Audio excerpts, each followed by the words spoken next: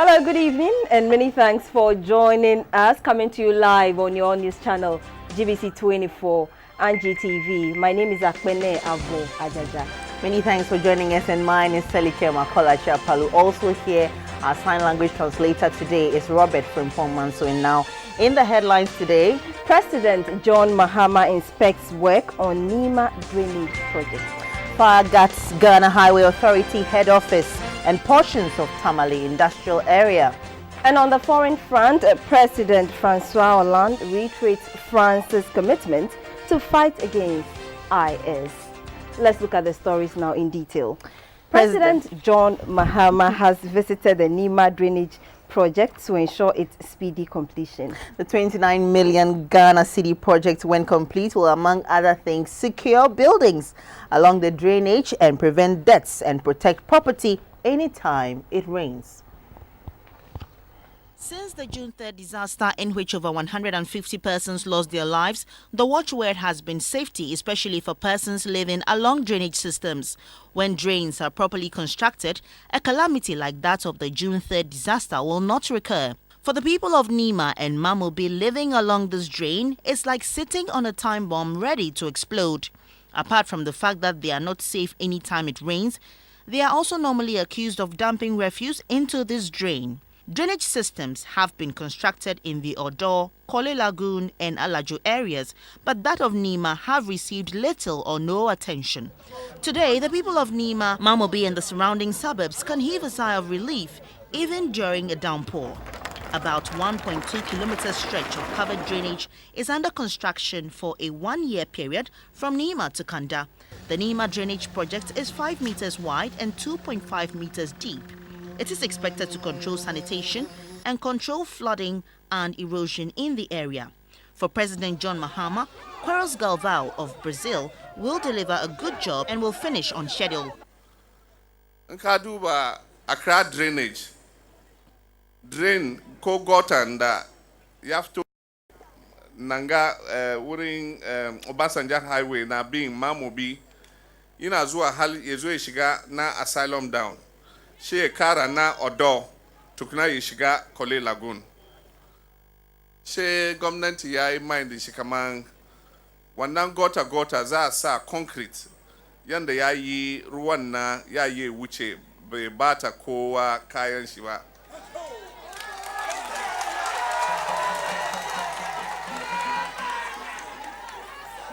Don shi daga lokacin President Rawlings aka fara aka yi wannan drains an yi daga asylum down halan zuwan ke wurarin Nima shi an yi daga asylum down an bi bayan PNT hal Alajo aka yi duka shi ya zo saura na Mamobi zuwa hal Obasanjo highway nga shakaru hal yau kowane gwamnati bai yi ba. Kwa yanda Alhaji Baba Isa ya faɗi ruwan na bata kayan mutane, ruwan na keshe mutane, don shi mun neme kudi yanda za mu yi wannan gota yanda zai yi mutane Mamobi kuma su samu zaman lafiya. The project will also provide access roads for both sides of the community. It was a time of joy for the people of Nima, since to them their problem has been solved.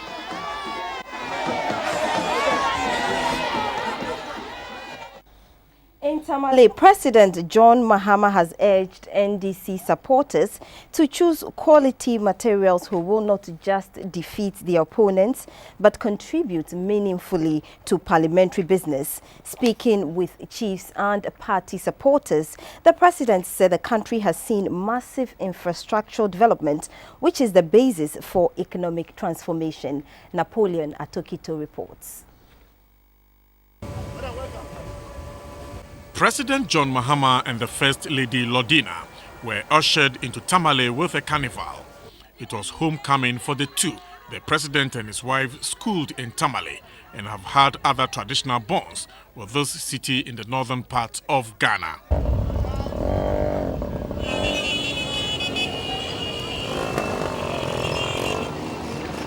This was nothing new. From the days of former Presidents Jerry Rawlings and Atta Mills, Tamale has always had a soft spot for the ruling National Democratic Congress, NDC. The party has always won most seats in Tamale and dominated the northern region. The people say the current president and his predecessors of same political kith and kin have led the region out of extreme poverty and generally provided their needs. These include social infrastructure, regional security, and emergency medical supplies, thus helping bridge the inequality gap between the north and the south of Ghana.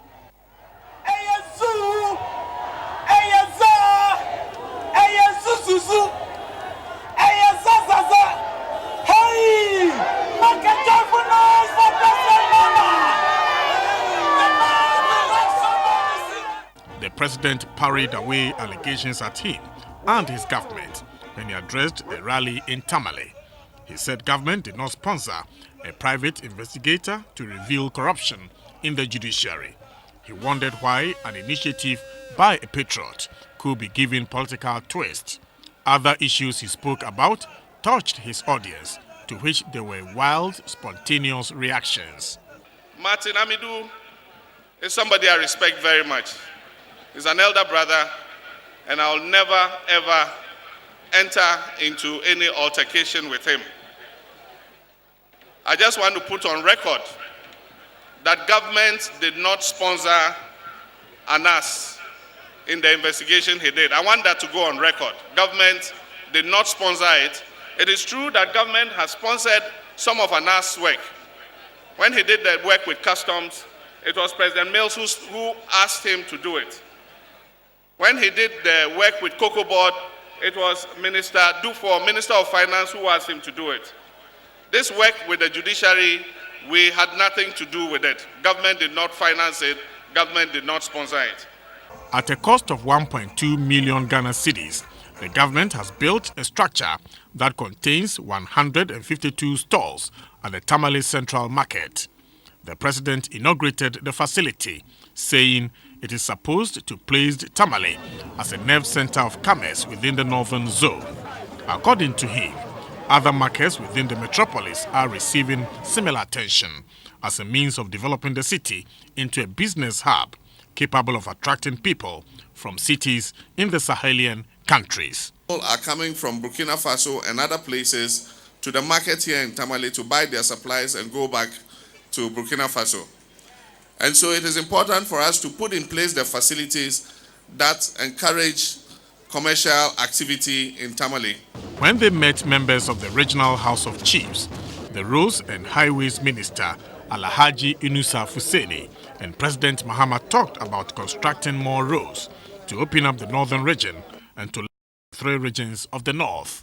What a better way to fight poverty in this our country, where farmers who produce the food will be able to access the market, and where those living in urban areas will be able to afford the food at reasonable cost, because food will be able to move easily from farm gates into the markets. We've done a lot of work in water, we've done a lot of work in electricity, we've done a lot of work in education, we've done a lot of work in healthcare, we've extended telecommunications across the country. One of the major concerns of our traditional authorities has been the road network.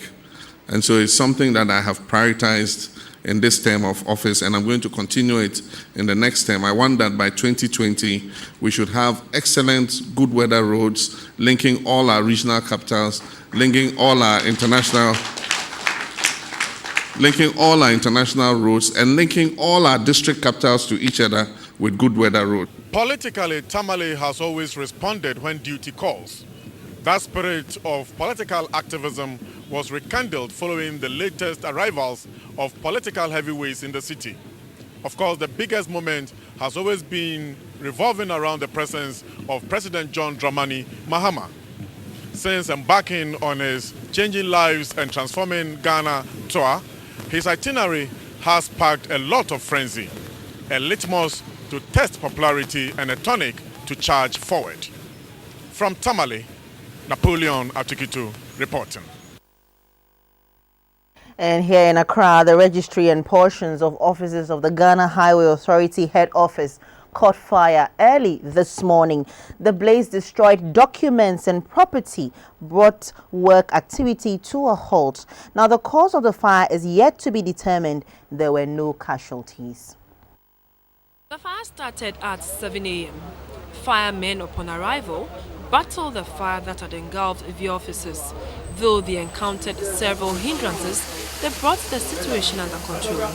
Authorities went into the offices gutted by the fire to ascertain the extent of damage. Workers had gathered at the parking lot of the premises, observing proceedings. According to an eyewitness, Kingsley Onyina, initial efforts to reach the fire service proved futile, and it took the efforts of a security man who had to paddle a bicycle to the fire station to notify authorities. I was just passing by and I saw the fire in just a room. There were cars parked down here. And I tried calling the number, I tried calling fire service. I called the 192 number. The only thing I heard was music, as I said. Nobody was speaking till a man on a bicycle went down to Makola and followed by a man in a pickup.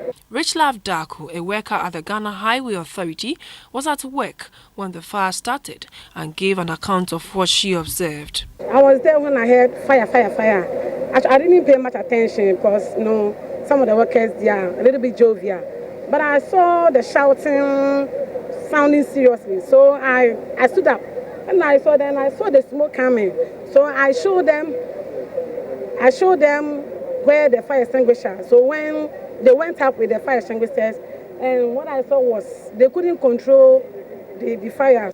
Speaking to the media, the acting public relations officer of the Ghana National Fire Service, Timothy Osafu Efum, said investigations are underway to determine the cause of the fire outbreak. He cautioned people to readily report such incidents to authorities. We will be looking out for possible causes of the fire, which include whether there was light at the time of the incident, whether any electrical gadget was on, and other sources of potential ignition.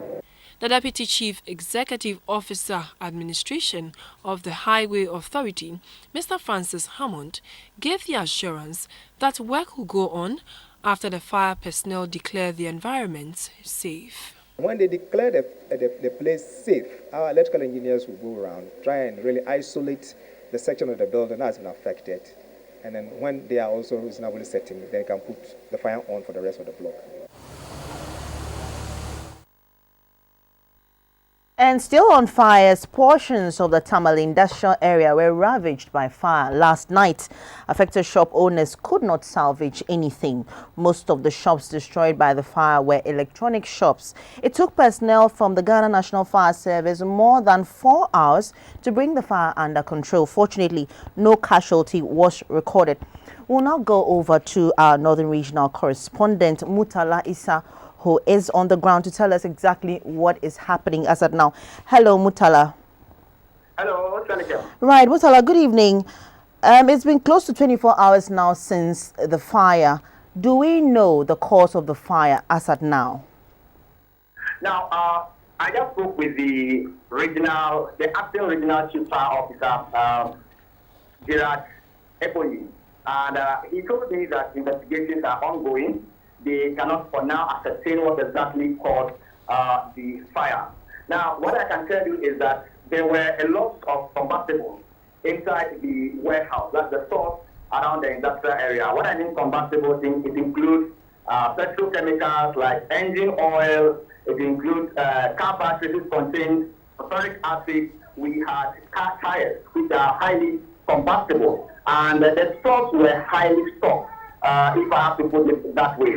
And he's been telling us in an interview that we should be advising people, we should be using the media to advise store owners, warehouse owners, to be very careful when dealing with fire. The Hamatan has also come up.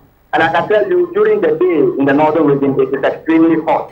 And the little spark that you have anywhere could be blown into very high proportions. Now, Mutala, can you tell us the extent of the damage that this fire caused? Now, this is also still unknown as of now. They are still investigating, but we are looking at industrial materials, spare parts, tractors, tires. So this is running into several hundreds of thousands of Ghana cedis. So we are not very sure exactly how much has been lost as we speak now. Right. Have you had the opportunity to speak to those affected, and what have they been telling you? Well, they are quite worried. For instance, Akurugo Enterprise, one of the most hit of the stores around the area, he has lost several thousands of cedis. The lorry tires, the engine oil and others came from the store, and they are only appealing that if government could come to their aid, or any organization that could come to their aid to help them rebuild their businesses. Right. We also understand that it took the fire service some time to be able to put out this fire. Why did it take so long? Well, this area we call the industrial area is highly congested. There is no areas for cars to easily maneuver. There are cars parked left, right, center, haphazardly. So it's quite difficult getting your way through to the warehouse when something of this nature happens. And I must also add that I have been talking to people around the area, and they do not have any safety measures, fire safety measures in place. And you are dealing with petrochemicals all the time. You are dealing with car engines. And anytime that is spark, it becomes quite difficult. We must, I think, be commending the fire service and the military, because if they hadn't been able to put off this fire, it should have spread to other areas of the industrial area, which wouldn't have been a pleasant experience at all. Right, and you rightly mentioned that as the Harmattan sets in, there will be issues like this coming up, especially for that part of the country. Have there been any measures put out by the fire service to educate the public or ensure fire safety during this period? Yeah, a few months ago, when this issue of fire outbreaks across the country became very serious, the fire service in the region used Radio Savannah, that's the GBC FM station here, and other FM stations in town. They had their education every day. But of late, I realized that that education has gone down quite. Hello, Mutala. I'm afraid we've lost our Northern Regional Correspondent, Mutala Issa, there, but he tells us that the Ghana National Fire Service is making some headway, and will be putting together the information from that investigation from the fire at the Tamale industrial area earlier this morning. We'll bring you other stories. It's still News Hour live on your news channel, GBC24 and GTV. To the Ashanti region now. Research scientists at the Crops Research Institute of the CSIR at Fumesia, Ashanti have developed 6 new cassava varieties. They are not only drought, pest and disease resistant, but also have very high nutritional content and commercial value. The new varieties are meant to address food security. The new varieties bring to 17 the number of new cassava varieties developed by the Crop Research Institute of the Center for Scientific and Industrial Research. They are Abrabopa, which is disease resistant and very high in protein. The second is Amansan Banche, which is rich in starch. Another variety, Duadekpakpa, preferred by processors, is very rich in starch and is in high demand by the drug and beverages industries. The fourth is Lamasasa, which is known to be very rich in vitamins. The others are Duji and Agrabanche. At the CRI, Dr. Joseph Menu Eduenum, during a field trip, explained the nature and differences in the new varieties. The researchers say cassava can be used to alleviate poverty and ensure food security. The director of the Crop Research Institute of the CSIR, Dr. Stella Enin, said almost all the ingredients used in the research were local materials. The varieties are improved farmer-preferred cultivars developed through introgression of genes for cassava mosaic disease resistance and high dry matter content for food security and industrial uses. The chief research scientist at the Center for Scientific and Industrial Research, Professor Pani Johnson, said cassava has been identified for sub-Saharan Africa with very high nutritional value. The Alliance for Green Revolution Africa, AGRA, sponsors of the research, urged the farmers to adapt the varieties and use them to increase their yields. If you've just joined us, this is the news coming to you live on GBC24 and Ghana Television. Coming up shortly is Business with Morris Ogbete right after this.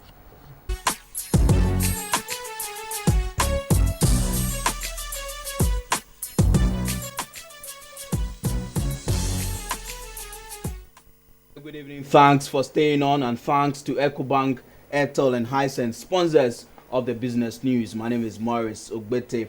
Now, the Bank of Ghana has increased the monetary policy rate by 100 basis points from 25% to 26%. This is the fourth consecutive increase of the MPC rate in the year, the first time the MPC has increased the rate to 26% in 10 years. The governor of the central bank, Dr. Kofi Wampa, said the decision to increase the rate was informed by the central bank's resolve to bring inflation down from the current 17.4%. This is the fourth consecutive time the Bank of Ghana has increased the policy rate this year. The central bank in May 2015 increased the rate from 21% to 22%. The rate was increased to 24% in June 2015. This was further reviewed upwards to 25% in September this year.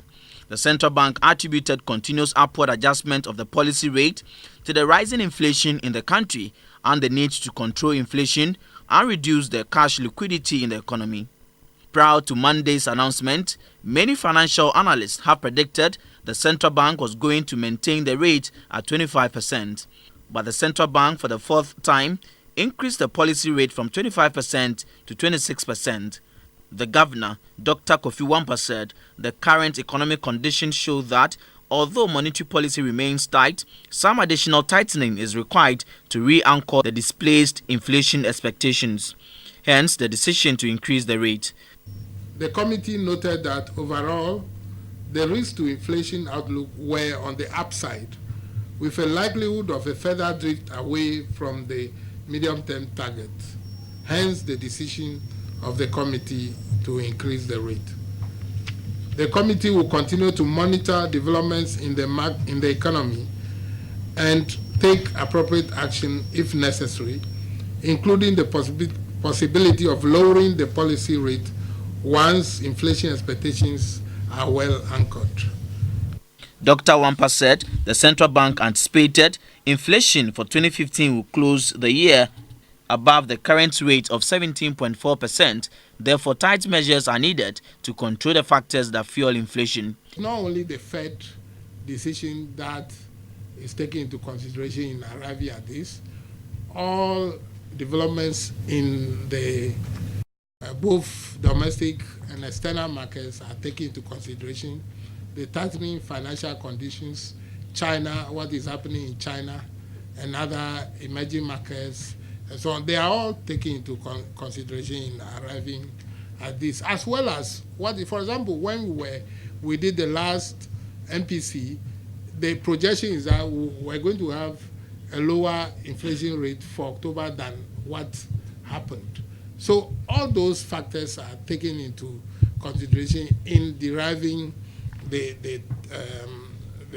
target of when we are able to do it. The aim of the policy rate is to maintain stable prices conducive to balance and stabilize economic growth, as well as promote and preserve monetary stability.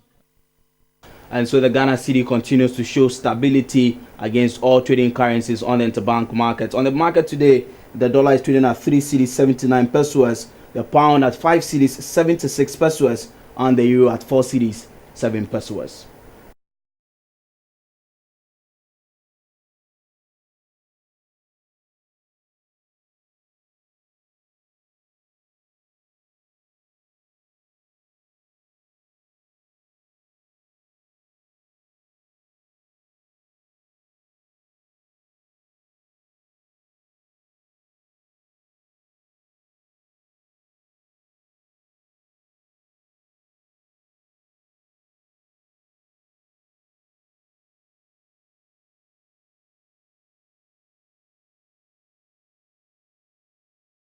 We also bring you latest price of gold, cocoa and oil on the international commodities market.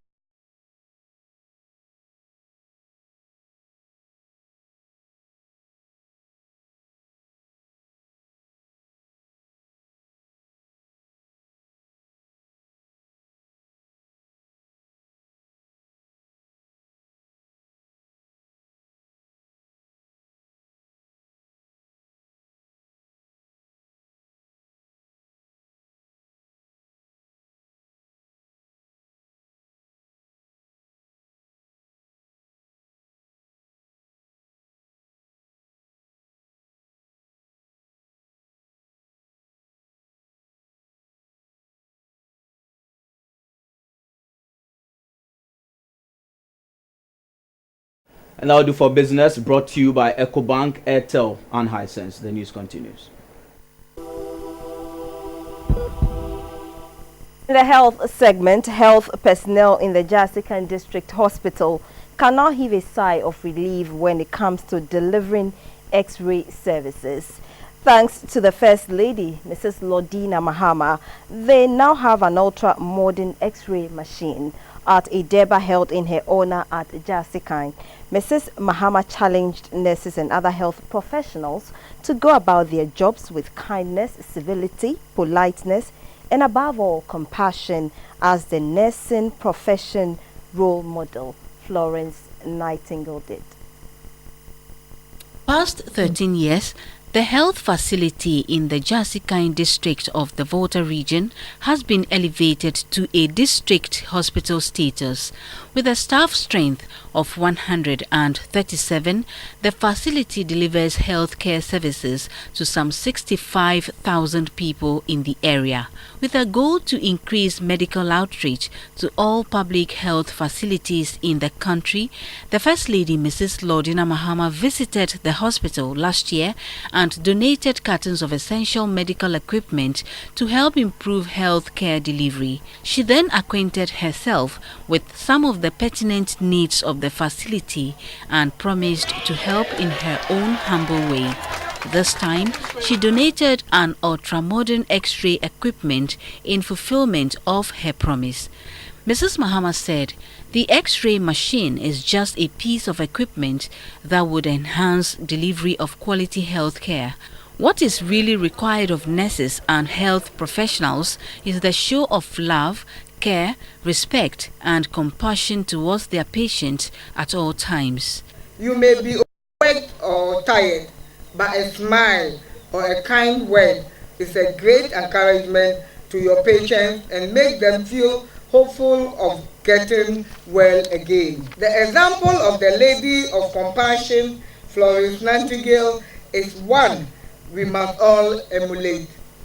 She works in worse conditions than we are doing, and yet she heals with her compassion and kindness.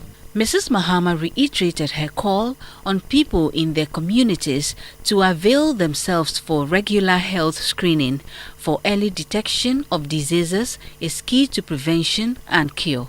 The Jasikan District Health Director, Mr. Fidelis Atia, was thankful for the equipment. He, however, mentioned other needs, such as an ambulance, mortuary facility, and accommodation for core operational staff of the hospital. The chief and people of Jasikan were grateful to the Lodina Foundation and her partners, MedShare USA, for always meeting the health needs of all. Theodora Medeto, GBC24 Jasikan. A health training center to regulate the recruitment of students into Ghana's health institutions has opened in Accra. Sector Minister Mr. Alex Segbefia, who inaugurated the secretariat, said this will help produce the required number of nurses to address the deficit faced by the sector. For some time now, all has not been well on the health front. There is an increasing number of unemployed nurses amidst demonstrations, and this is a hurdle the authorities want to overcome. The newly inaugurated Health Training Secretariat will therefore monitor and manage the needs as well as streamline the affairs of the Health Training Institutes. The Public Relations Officer of the Ghana Health Service, Mr. Tony Goodman, said the Secretariat will be responsible for regulating fees and recruitment of students into the health institutions. This is to avoid the influx of unemployed nurses. In the past, we were just training, every school just get up and say, I'm admitting this number. There was no coordination. So this particular institution is supposed to coordinate all the nursing training institutions, tell us the number of people we are training, by what period of time, and when we should expect what number and where they should be going. Health Minister Mr. Alex Segbefia also presented 2 vehicles to the Secretariat to support his operations. He said the vehicles were benefits from the United Nations missions for Ebola emergency response, and he was grateful for this gesture and tasked the Secretariat to use the vehicles for the intended purpose. And that's it in the health segment. We take another break. We'll be back with some international news.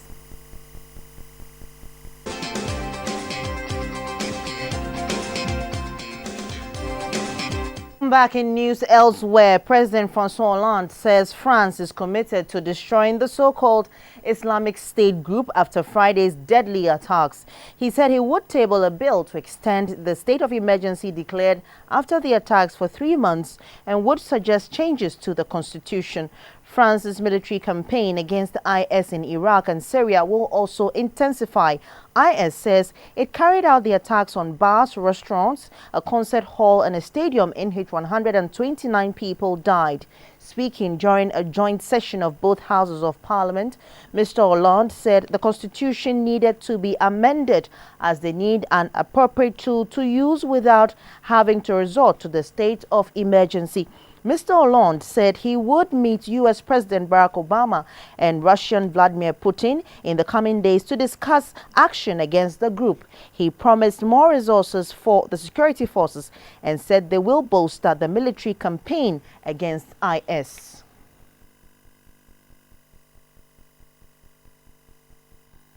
Kenyan and Ugandan security forces have stepped up patrols in the wake of the attacks on Paris.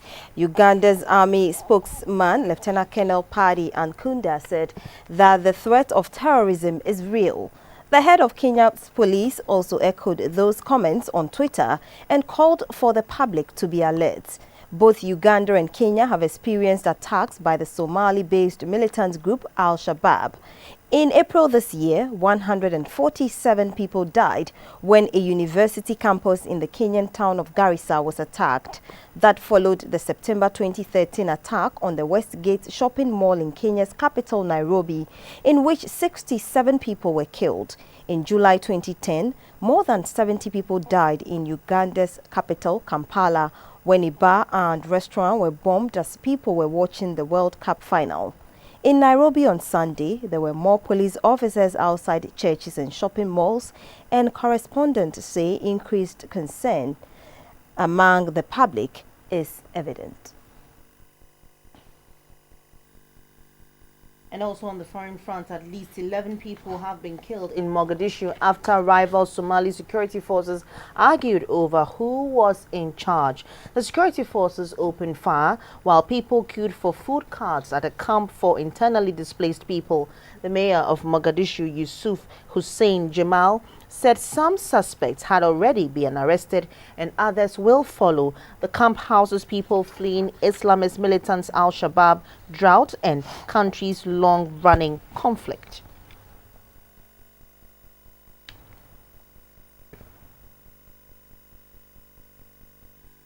And that'll be all in the international news. We will be back with the sports news. Do stay.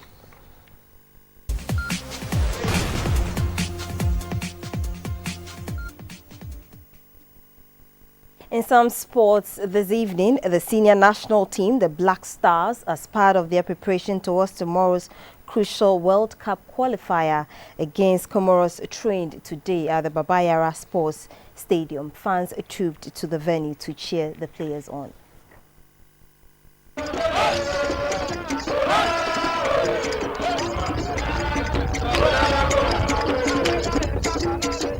The Black Stars' final training session ahead of their World Cup qualifier with Comoros at the Babayara Sports Stadium saw a huge turnout. Supporters were at the venue to watch the players train ahead of the qualifying match against the Southern African nation. Grant and his men will need nothing short of a victory to advance to the next stage of the 2018 World Cup qualifiers. Tomorrow's game starts at exactly 4 p.m.